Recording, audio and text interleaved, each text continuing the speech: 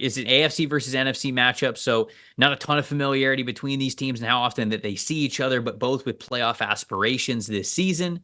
Matchup that matters. Let's hear it. Who you got? I'm going specific players. I think you and I are pretty much on the same page with this, but I'm going specifically rookie left tackle Tyler Guyton against Myles Garrett. Always tough. Telling a rookie to go out there and block Myles Garrett, it's almost just like, hey, buddy, good luck. I mean, Tyler Guyton has looked great in preseason and in practice. You also have another rookie along the offensive line in Dallas and Cooper Beebe at center. Again, you have a veteran quarterback, so I think that's a situation where you can get away with this, and Cooper Beebe has risen to the occasion as well. But Tyler Guyton in particular, I mean, this is the toughest test you could possibly get in your first freaking game.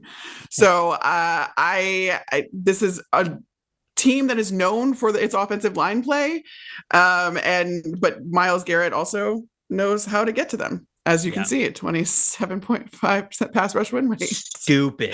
Ranked first against this unit.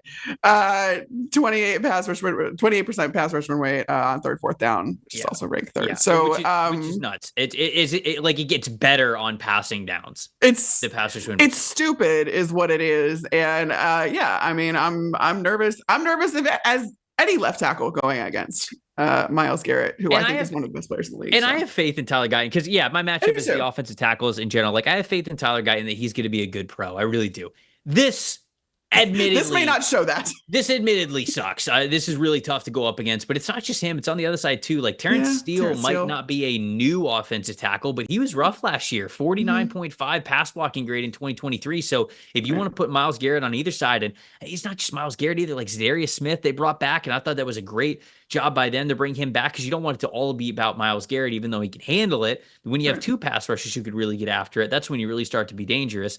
And I think that the Browns obviously are. They've got to win that matchup up front. I'm really looking forward to seeing the Browns corners, Denzel Ward, Martin Emerson, not Grant Delpit, Greg Newsome, who is going to play a lot of slot for them. Like how those corners go up against the Cowboys receiving options, particularly CeeDee Lamb, right? Because I think that is one of the best cornerback trios in the league. Yeah. And I think that they are one of the few teams where they can kind of go, all right, put CeeDee Lamb wherever you want. Like, we're good. And there's just not a lot of teams. Now, that's not to say like CeeDee Lamb won't get his own, but this is one of the few teams in the NFL that has the ability and the confidence in all three of their guys to say, we're not going to even call one of these matchups a quote unquote mismatch. Like it's going to be a battle for CeeDee Lamb no matter what, no matter who he's matched up against. And you're just not going to find a lot of teams where that is ever the case, especially with a player as talented as him. And the fact that given the fact that CeeDee Lamb is 30% of the Cowboys offense, you can afford to double team CeeDee Lamb. Right. So you can take him completely out of the game with two of your corners and you're probably still going to be fine. Yep. I agree. No, that's it's an important part of the plus factor. Who's your plus factor in this game? You talked about being a hipster in the Cincinnati game, I believe. Yes. I'm going to be a hipster for this one. Who we got? And I'm going Cowboys rookie corner, Kalen Carson. Oh, let's go. Yes. Because he's going to see a lot of Amari Cooper or Elijah Moore, and he's a 5th round rookie out of Wake Forest. So he's going to need to play well. And the expectation is that he's going to play well because the Cowboys fans saw what Deron Bland was able to do in his rookie season. And now I think that every rookie corner, no matter where they're taken in the draft, is going to be able to ascend right away and make an impact right away. I don't know. Amari Cooper and Elijah Moore are pretty tough tests for a guy that was taken on day 3 of the NFL draft this year. So that's going to sway a lot, I think, for the Dallas Cowboys. And if their secondary can hold up.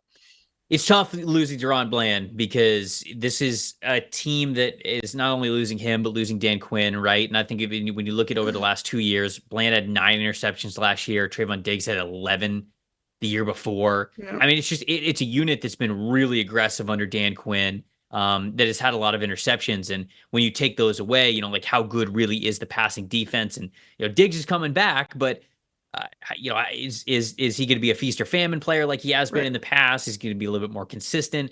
Kalen Carson's going to be a big time X factor. I agree with you. Plus factor. Sorry, I got to be right with my own branding here.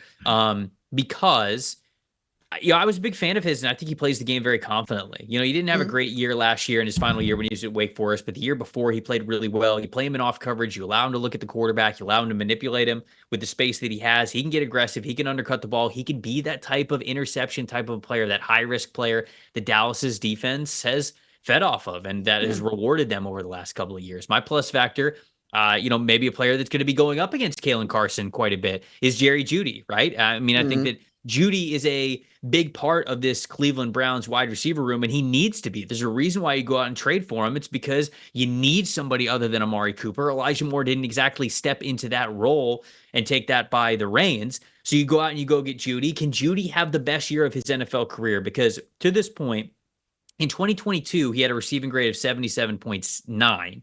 But before then, 68.1 last year, 70.5 in 2021, 64.8 in 2020 as a rookie. Like, he just has not played as successful in the league as people thought that he would have when they watched him at Alabama, even as a true freshman at Alabama. So we're still looking to unlock that ceiling of what could be Jerry Jeudy. I think he'll be a plus factor in this game because he's got a pretty juicy matchup against a rookie corner who will probably see a lot going up against him in the slot.